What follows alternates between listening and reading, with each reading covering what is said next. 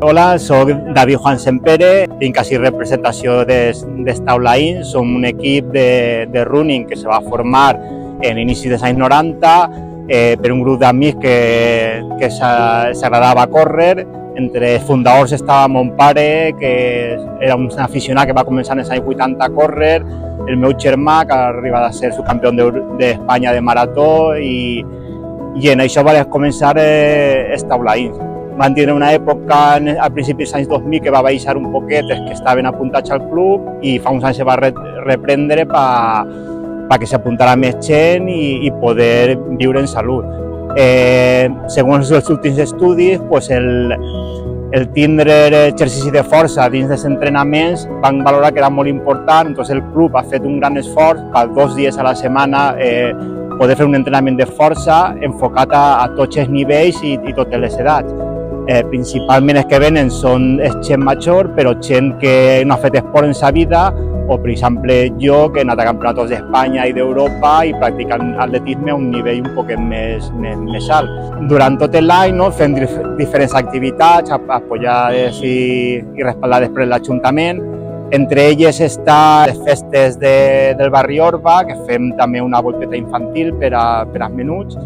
Després del setembre, quan s'acaben les festes, fem un 15K nocturn en el que participen més de 600 corredors, i dins de les festes d'Alfafar també fem altra volteta infantil per a xiquets. Ajudem en la volta contra el càncer, que se fa en el mes de novembre, i inclús ara s'està mirant per fer la Sant Silvestre, així també en Alfafar, encara a final d'any. Anem a federar-nos en la Federació de Muntanya, i va incloure altres esports, com per exemple el senderisme, l'anar a la muntanya, que tot el que vulgui se pot adherir al club i podria federar-se a través nostre en muntanya, i si entra prou gent, fer activitats també de sortir a fer rutes. Tenim contractat un entrenador mensual que fem 2 dies a la setmana exercicis de força, els dilluns i els dimecres, de 7:30 a 8:30,